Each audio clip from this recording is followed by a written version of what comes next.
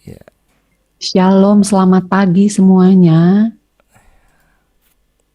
Apakah suara saya terdengar dengan jelas buat Bapak Ibu Saudara terkasih?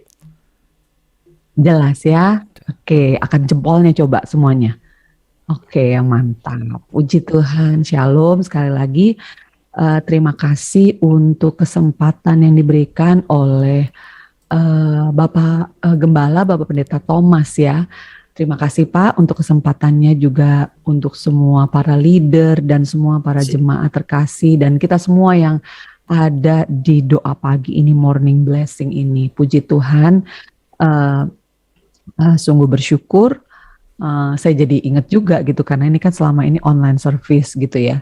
Jadi biasanya kalau lagi yang kita biasa sebelum pandemi ya, kalau kita tugas di gereja itu ya jam 3:30 kadang-kadang juga udah bangun karena kita harus cek sound di gereja gitu ya. Jam 5 itu kita sudah harus meluncur ke gereja karena 5:30 pagi tank itu kita sudah mulai run through, mulai cek sound dan kebaktian kami yang pertama itu adalah jam 7. Jadi ya kita memang harus sudah standby di sana. Jadi ini mengingatkan saya juga gitu ya, pagi-pagi udah bedakan sedikit gitu ya, udah pakai lipstick sedikit gitu ya. Artinya sudah bersiap-siap untuk beribadah dan saya melihat semua ibu-ibu, bapak-bapak semua sini sudah rapi, luar biasa banget ini spiritnya udah siap ya untuk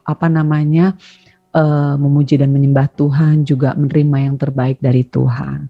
Dan mari sebelum kita mulai firman Tuhan di pagi hari ini, saya mau ajak Bapak Ibu Saudara terkasih untuk berdoa sekali lagi. Terima kasih Tuhan, terima kasih Bapak untuk kebaikan-Mu, untuk kasih setiamu yang selalu terjadi di dalam kehidupan kami. Untuk Mazmur 91 yang sudah kami deklarasikan Tuhan, kami percaya firman-Mu ya dan amin.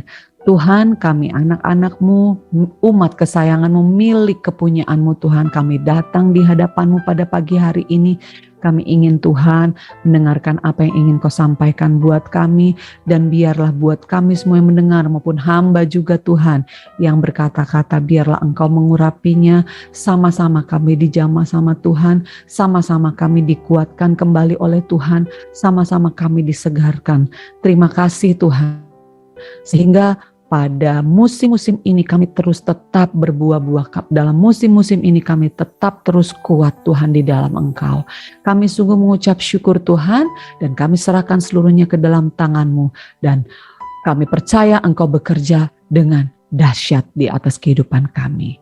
Terima kasih Bapa. Kami mengucap syukur di dalam nama Tuhan kami Yesus Kristus yang berkuasa, dan kita semua yang percaya bersama-sama katakan amin. Amin. Puji Tuhan.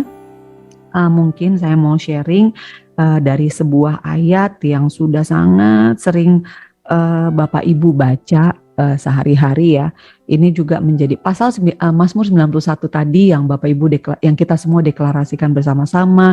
Lalu ada beberapa pasal-pasal, termasuk pasal yang akan kita baca ini adalah salah satu pasal juga yang menjadi dalam seminggu itu pasti ada saya buka gitu ya, saya baca lagi karena saya tahu itulah yang menjadi kekuatan hidup saya, kekuatan semangat saya, jiwa saya gitu ya. Jadi itu yang saya baca ulang-ulang gitu, saya perkatakan ulang-ulang supaya memang firman itu bisa berbuah-buah, firman itu hidup dan bertumbuh dalam kehidupan saya, sehingga ya saya bisa kuat dalam menjalani musim ini. Sama halnya saya percaya itu juga terjadi di dalam kehidupan kita saat kita melekat kepada Tuhan, saat kita hidup di dalam firman Tuhan, maka selalu ada kekuatan yang baru Tuhan berikan dalam kehidupan kita. Amin. Bapak Ibu Saudara yang terkasih. Nah, Mazmur ini adalah Mazmur Daud, bagaimana Daud berkata kepada Tuhan bahwa Tuhan adalah gembalaku. Amin. Kita katakan bersama-sama, Tuhan adalah gembalaku.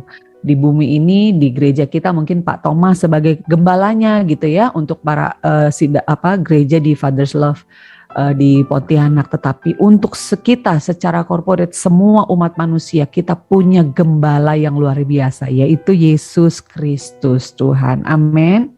kita mau baca sama-sama Mazmur 23 ayat yang pertama sampai yang ke-6. Mazmur 23 ayat yang pertama sampai yang ke-6. Kita baca sama-sama.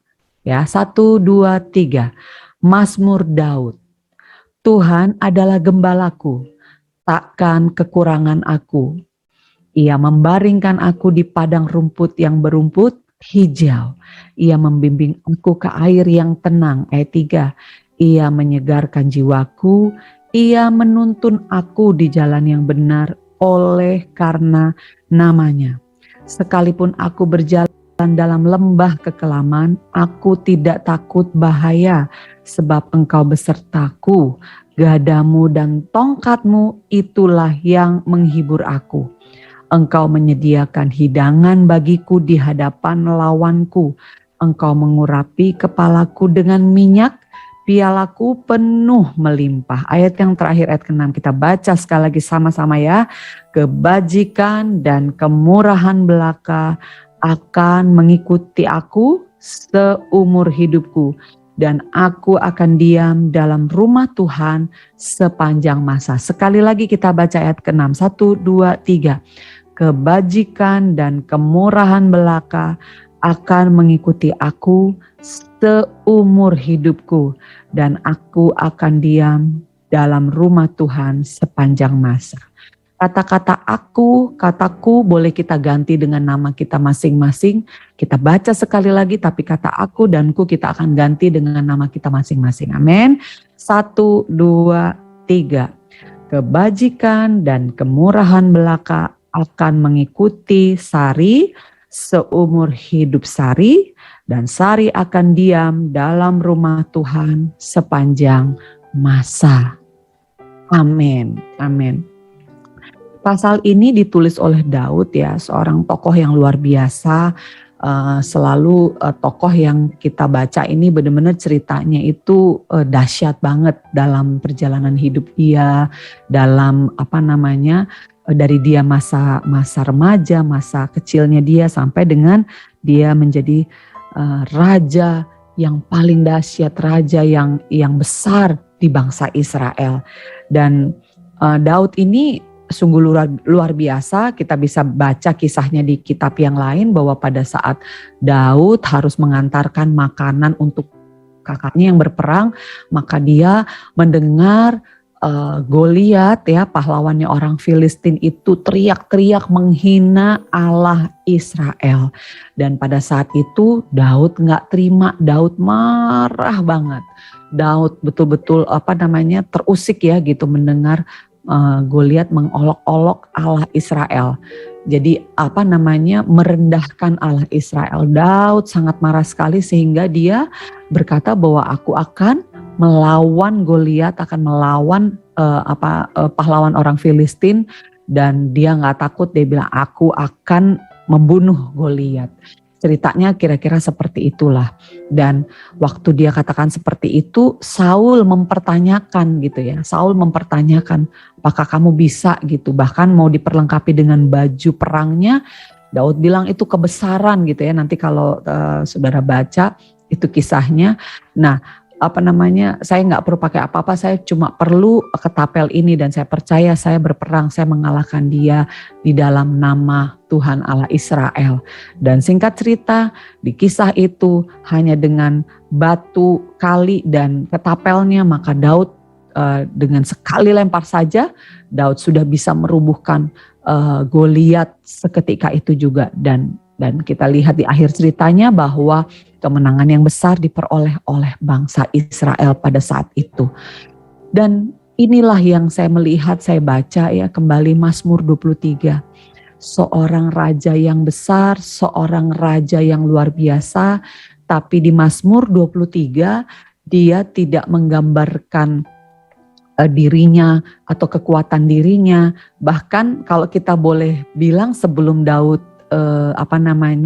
menjadi seorang raja, Daud adalah seorang gembala, menggembalakan domba-domba peliharaan ayahnya.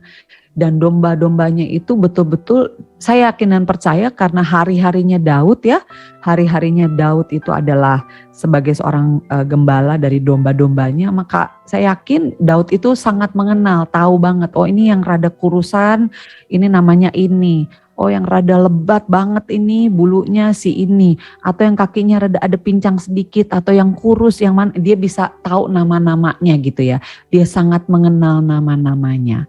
Dan luar biasanya seperti yang Daud katakan kepada Raja Saul pada waktu Saul mempertanyakan apakah engkau sanggup mengalahkan Goliat.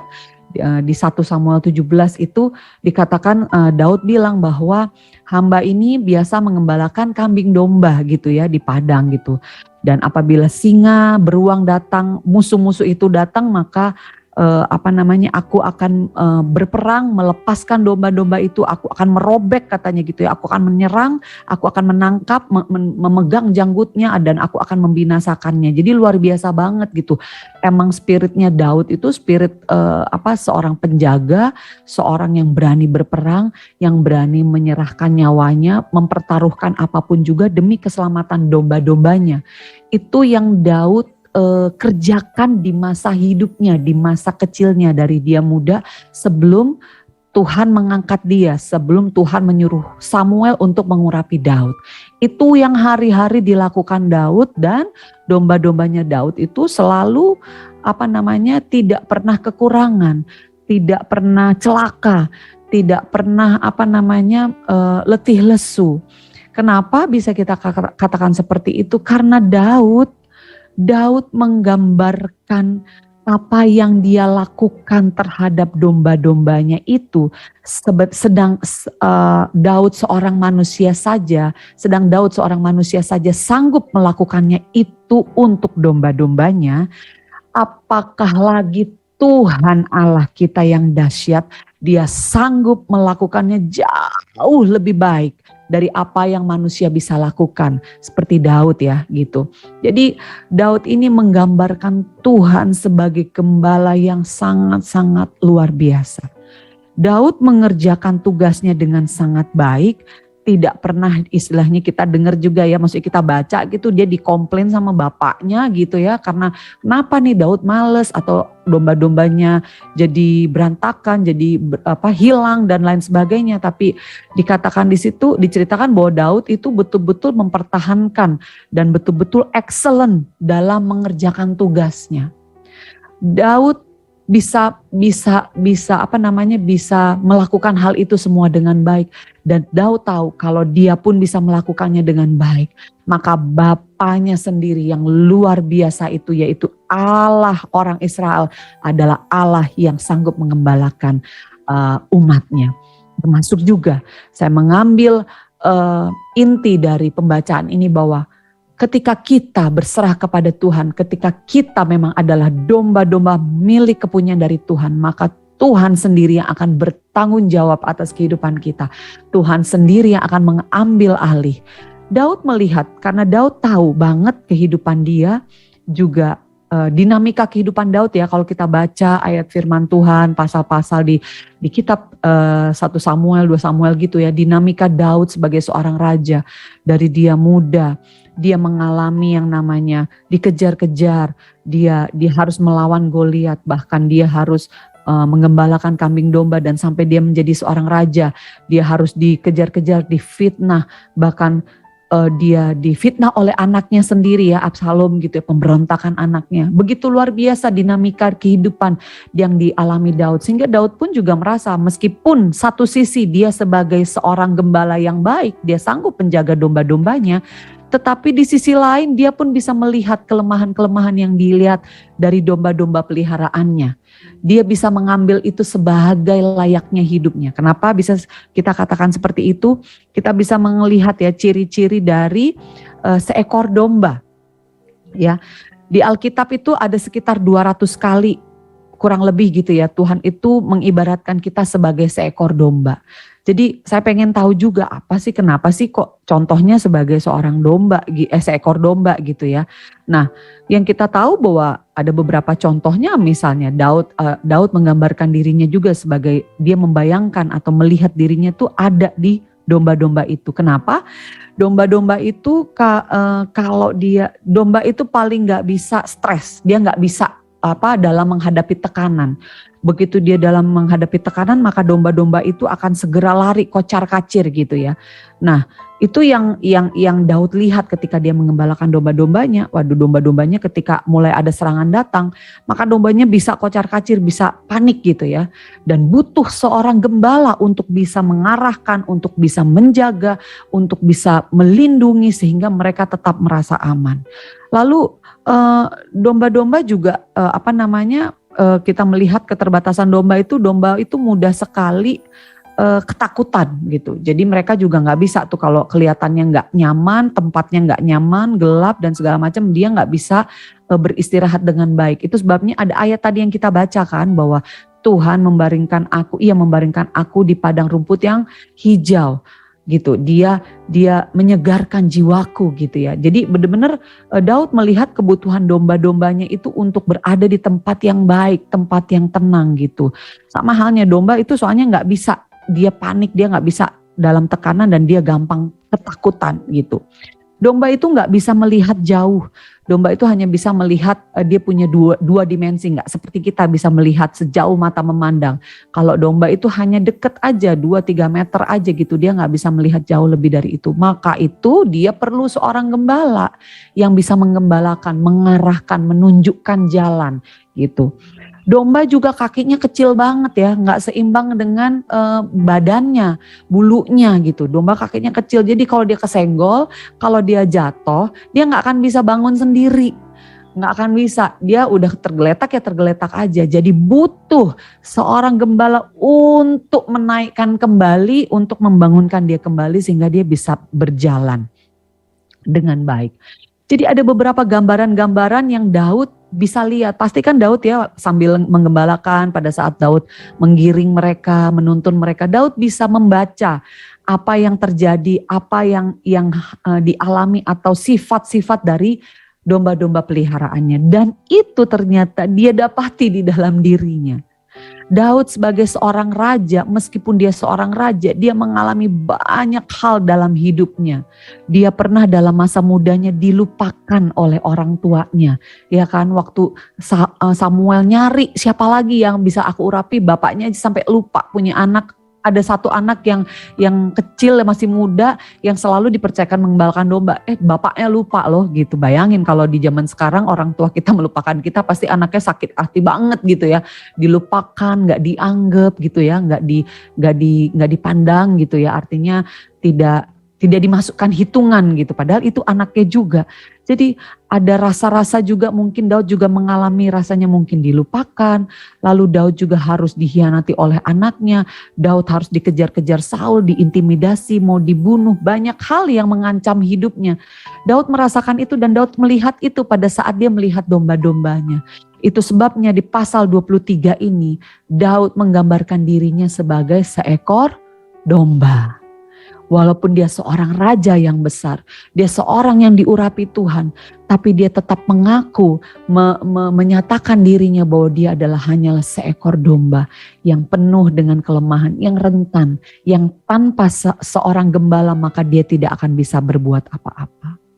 Nah, saya percaya di pagi hari ini melewati musim yang hampir masuk ya, mau 2 tahun ini kan kita melewati nih ya, sudah satu setengah tahun berjalan dan akan masuk tahun berikutnya.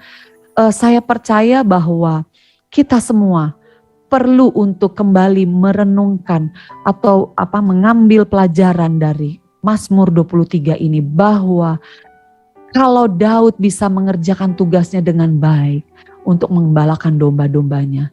Kalau kita pun sebagai orang tua mungkin Bapak Ibu Saudara di sini yang sudah memiliki anak, bahkan memiliki cucu, atau Bapak Ibu Saudara yang mempunyai sebuah perusahaan, pemimpin, mengembalakan dan lain sebagainya, pasti kita akan melakukan yang terbaik dari hidup kita untuk bisa melindungi, menjaga, merawat anak-anak kita, keluarga kita, perusahaan kita, gereja kita. Kita akan melakukan segala sesuatu dengan luar biasa. Kita berikan effort yang luar biasa untuk bisa kita menggembalakan, melindungi, menjaga, menuntun, merawat orang-orang yang Tuhan percayakan dalam hidup kita, bukan? Itu sebabnya kita harus percaya, kalaupun kita sebagai manusia kita berjuang untuk bisa melakukannya dengan baik, apakah lagi Tuhan kita, Allah kita yang dahsyat, yang sungguh luar biasa, itu pasti akan melakukan tugasnya, akan melakukan tanggung jawabnya, karena Dia Tuhan. Amin. Karena Dia Tuhan.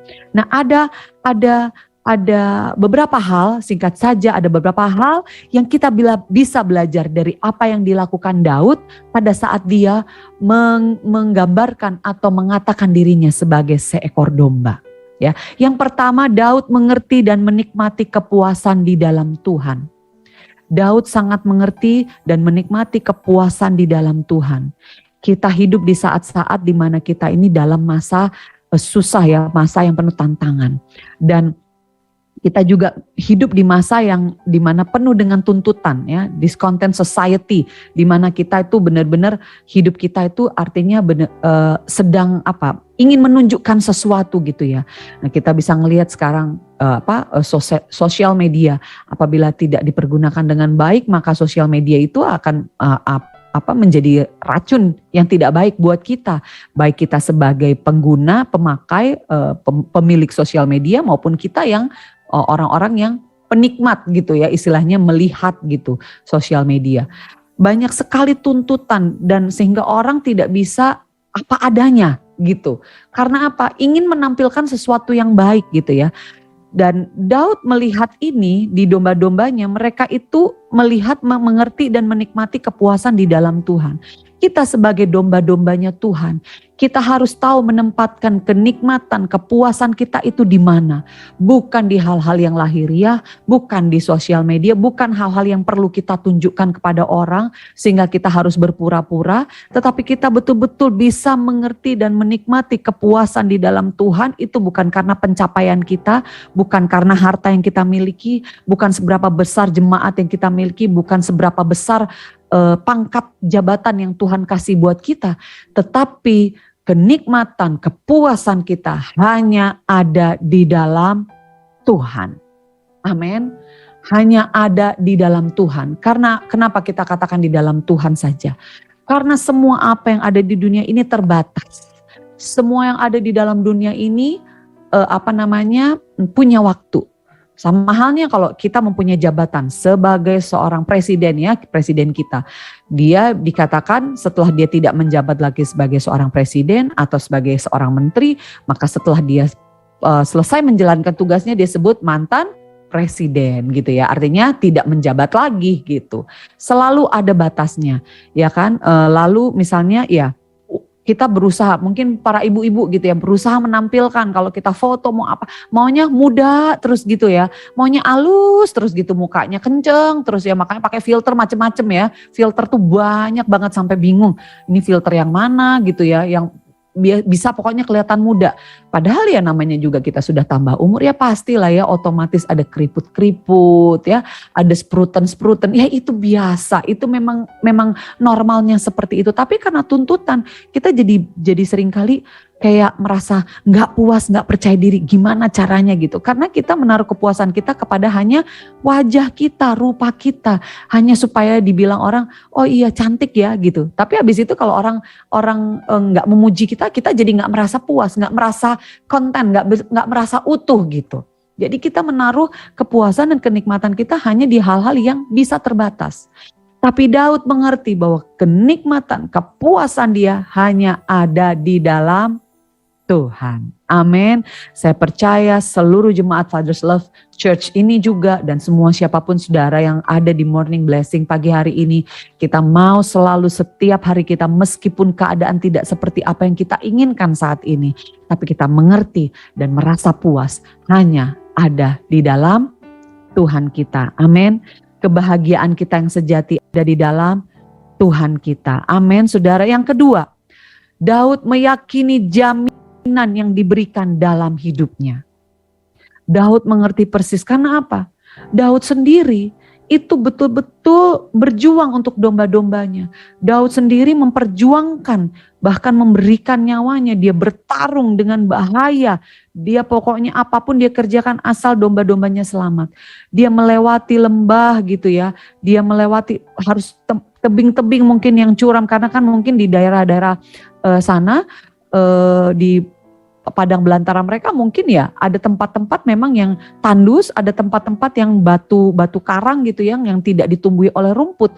Daud harus berjalan sejauh di mana rumput-rumput hijau itu. Dia harus melewati tebing-tebing, dia harus melewati lembah-lembah sampai dia menemukan tempat di mana dia bisa memberikan makanan domba-dombanya sampai domba-dombanya puas, memberikan minum kepada domba-dombanya sampai domba-dombanya segar. Itu yang Daud lakukan pada hewan-hewan peliharaannya. Dan dia menggambarkan itu bahwa Tuhan pun sanggup menjamin hidupnya.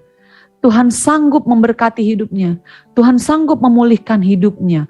Daud katakan di Mazmur 23 tadi itu ya, bahwa takkan kekurangan aku. Kita semua orang percaya bahwa kita mau katakan kepada Tuhan bahwa di dalam Tuhan ada jaminan, maka takkan kekurangan aku. Amin saudara. Selalu saya perkatakan itu saudara, meskipun ini musim-musim yang berat, musim-musim yang ya secara mungkin kondisi, ekonomi, relasi gitu ya, kesehatan mungkin ada juga yang terganggu, tapi kita mau katakan bahwa takkan kekurangan aku. Amin saudara. Karena Tuhan adalah Tuhan yang memberikan jaminan di dalam kehidupan kita. Ya, apa yang menjadi keperluan kita percaya bahwa kita mau perkatakan tadi doa oleh ibu yang tadi berdoa syafaat gitu ya, Ibu Deborah ya kalau nggak salah namanya. Dikatakan bahwa pasti Tuhan pelihara, Tuhan menjaga, Tuhan memberkati sehingga tetap bisa kami menikmati cukup, bisa makan, bisa minum, bisa sehat semuanya, takkan kekurangan suatu apapun. Dan itu selalu kita perkatakan di dalam kehidupan kita. Daud yakin banget bahwa di dalam Tuhan ada jaminan. Amin. Begitu dalam jaminan yang dikatakan Daud ini kepada kita di Alkitab ini, di Mazmur 23 ini ya. Karena kita percaya bahwa Tuhan akan berbuat itu karena Dia Tuhan. Karena Dia Allah. Dia gembala kita. Tuhan itu adalah Tuhan yang kita sembah. Bapa kita adalah Bapa yang besar.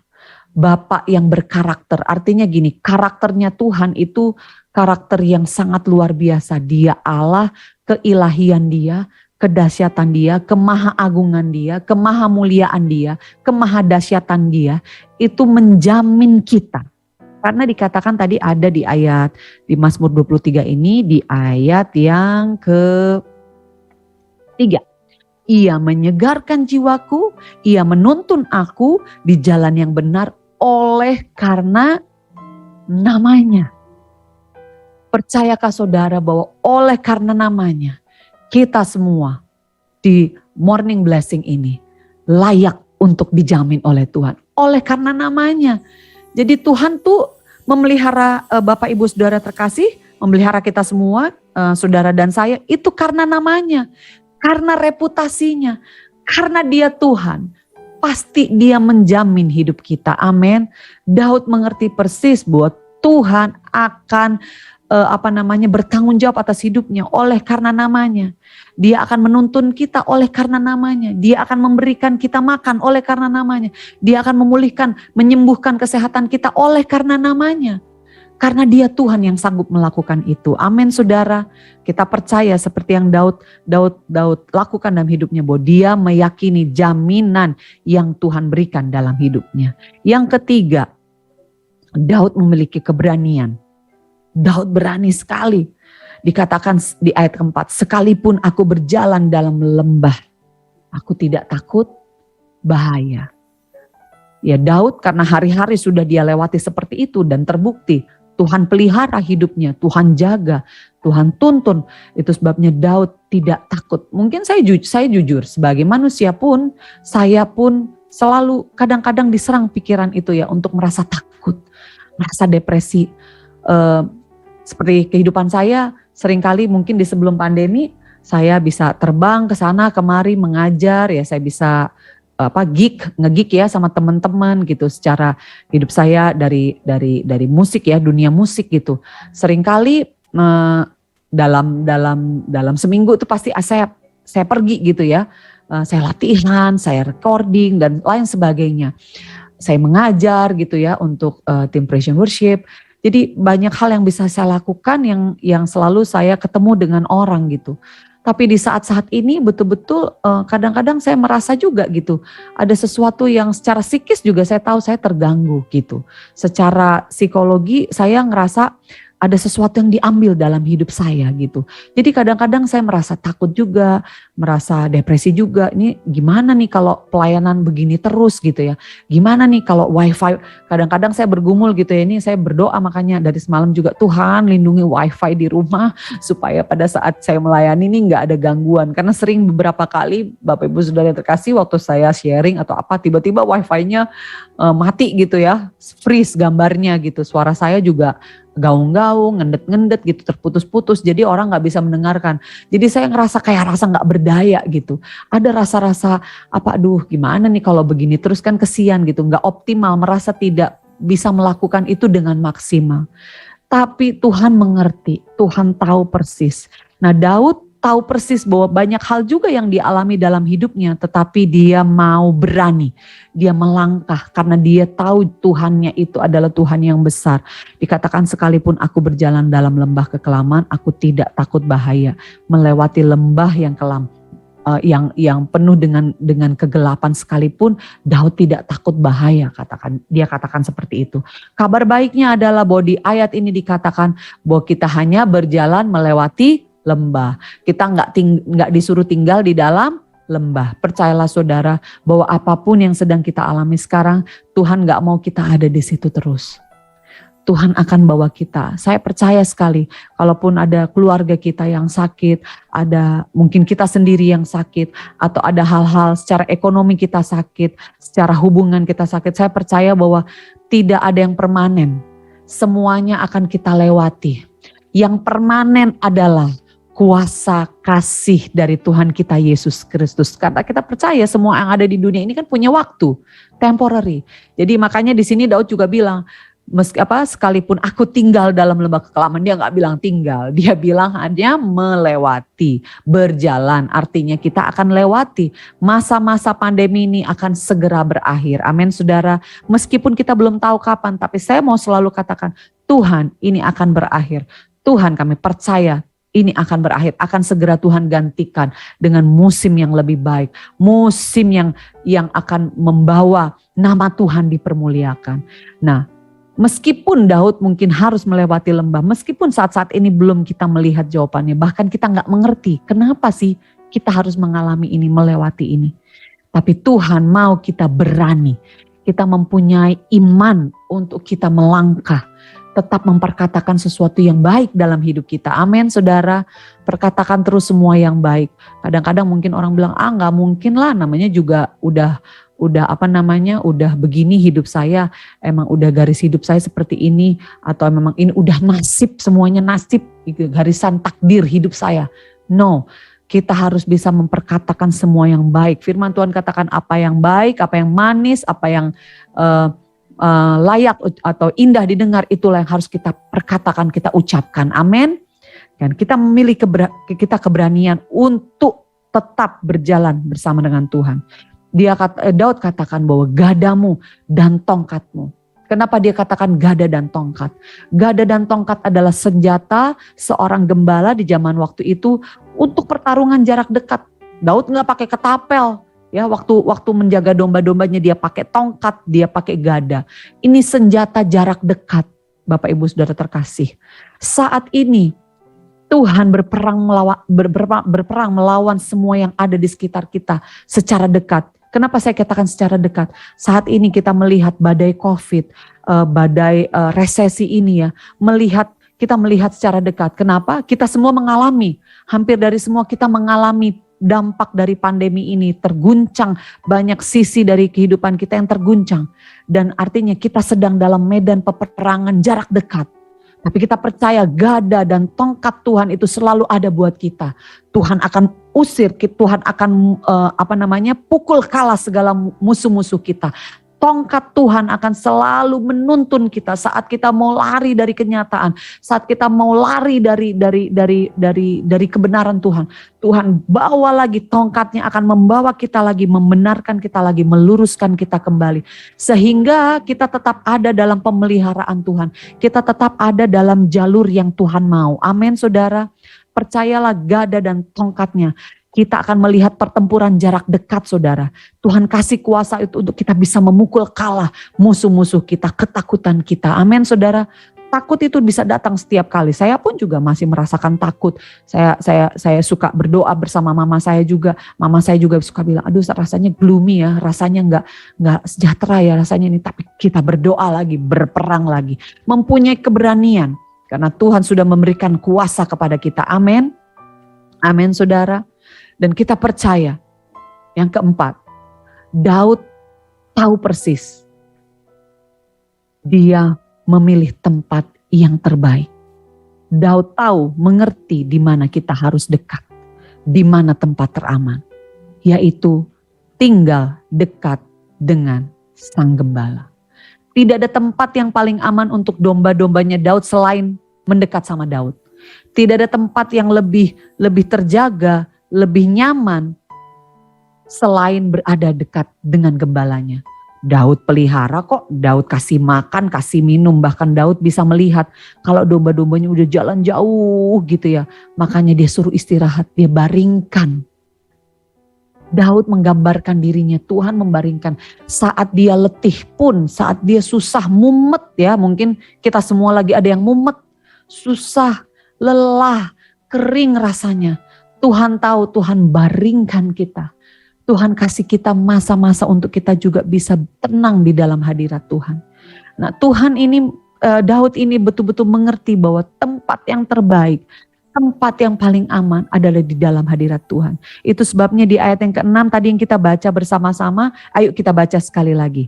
Kita baca sekali lagi. Mazmur 23 ayat yang ke-6 kita baca 1, 2, 3. Kebajikan dan kemurahan belaka akan mengikuti aku seumur hidupku dan aku akan diam dalam rumah Tuhan sepanjang masa. Amin. Daud mengerti persis bahwa tempat teraman, tempat yang paling indah, tempat yang paling terbaik buat hidupnya adalah mendekat kepada Tuhan. Ada di dalam hadirat Tuhan. Itu sebabnya Bapak Ibu Saudara yang terkasih, kita jangan menjauh dari Tuhan. Pilihan kita hanyalah mendekat kepada Tuhan. Amin. Kita gak punya pilihan lain, saudara. Dalam hidup ini, ya firman Tuhan katakan gini, jangan engkau suam-suam kuku, mending engkau dingin-dingin, panas-panas gitu ya. Gak boleh panas-panas tai ayam gitu ya. Gitu dibilang gitu kan ya, nggak boleh istilahnya nggak boleh kita berada di daerah yang mau kompromi dengan dosa, yang satu mau hidup benar, nggak bisa. Kita kalau mau benar-benar sekalian gitu artinya kita mau memilih untuk hidup bersama-sama dengan Tuhan, kita mau hidup bersama-sama dengan hadirat Tuhan. Saudara, di luar hadirat Tuhan, di luar Tuhan kita tidak akan bisa berlaku apa-apa.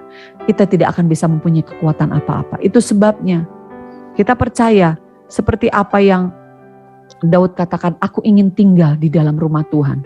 Daud katakan bahkan gini, lebih baik 1 hari di pelataranmu daripada 1000 hari di tempat yang lain. Daud itu kan raja yang besar, dia perang bisa berapa bulan. Dia pergi perayaan-perayaan apa, dia bisa berhari-hari pergi. Dia bisa banyak acara, istilahnya kalau sekarang mungkin ya. Mungkin hari-hari kita kerjaannya dari pagi sampai sore nge-zoom gitu ya. Kebaktian Zoom ya kan, meeting Zoom ya kan, kerjaan ngajarin anak ya juga mungkin ya. Mesti nge-zoom sama gurunya, semuanya serba kita sibuk banget gitu.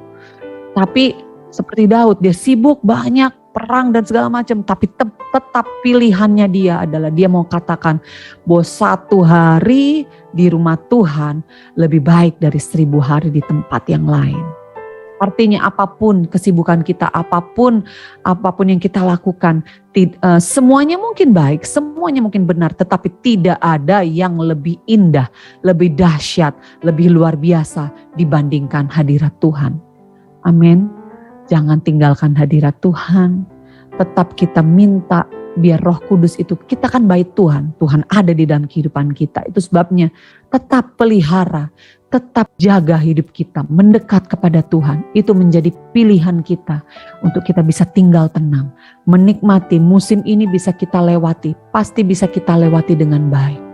Tuhan bilang bahwa siapa yang bertahan sampai kesudahannya akan selamat. Hadirat Tuhan, mendekat kepada Tuhan akan membuat kita bisa bertahan. Amin Bapak Ibu Saudara yang terkasih.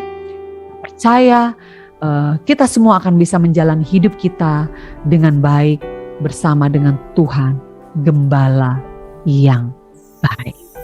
Puji Tuhan, mari kita berdoa bersama-sama. Terima kasih Tuhan Yesus, kami sungguh bersyukur bahwa Engkau adalah Gembala kami yang baik. Kami percaya Tuhan, setiap hari, setiap saat, Engkau pelihara kami, Engkau jaga kami, Engkau mencukupkan kami, Engkau merawat kami, Engkau membebat kami, Engkau memulihkan kami. Terima kasih Tuhan. Hamba berdoa Tuhan untuk setiap jemaat-Mu di Father's Love Church, maupun setiap saudara-saudara kami yang hadir di Morning Blessing. Apapun yang menjadi kebutuhan mereka, apapun yang menjadi pergumulan mereka, Engkau Bapa Gembala mereka yang baik. Sungguh amat baik. Biar mereka tetap merasakan kebaikan-Mu Tuhan. Dari hal-hal kecil sampai hal-hal besar, mereka bisa melihat kasih setia Tuhan yang tidak pernah berakhir dalam kehidupan mereka. Terima kasih Tuhan. Biar setiap harinya Tuhan, Engkau akan menunjukkan pemeliharaan-Mu. Engkau akan menunjukkan penyediaan yang kekal daripada-Mu Bapa. Terima kasih Tuhan Yesus, terima kasih. Kami mau katakan kami sehat. Keluar masuk, meski kami harus keluar rumah, kami pulang lagi ke rumah, kami sehat. Siapapun yang bertemu dengan kami, di mana tempat kami berpijak, di situ Tuhan sudah sucikan dan kuduskan. Sehingga kuasa-kuasa apapun yang di luar dari kuasa Tuhan akan dihancurkan dalam nama Yesus. Kami percaya bahkan anak-anak kami Tuhan akan perkasa di bumi. Mereka akan menikmati kebaikan Tuhan. Kami sebagai orang tua, sebagai pemimpin gereja, sebagai pemimpin perusahaan, kami pun juga berdiri Tuhan, mempunyai kuasa untuk menaklukkan semua ketakutan, kekhawatiran, kelemahan, karena kami tahu ada Bapa Gembala kami yang baik, yaitu Yesus Kristus Tuhan. Kami sungguh bersyukur Tuhan pagi hari ini. Kami tidak mau bermain-main dalam kehidupan kami, dalam pengiringan kami kepadamu Tuhan. Kami mau sungguh-sungguh mengikuti Engkau, dan kami percaya kebajikan dan kemurahan-Mu belaka yang akan mengikuti kehidupan kami dari saat ini sampai Tuhan Yesus datang kali yang kedua. Terima kasih Tuhan, kami sungguh mengucap syukur di dalam satu nama yang berkuasa, Yesus Kristus Tuhan. Dan kita semua yang percaya bersama-sama katakan amin, amin. Puji Tuhan, puji Tuhan. Terima kasih Ibu Sari, selamat pagi.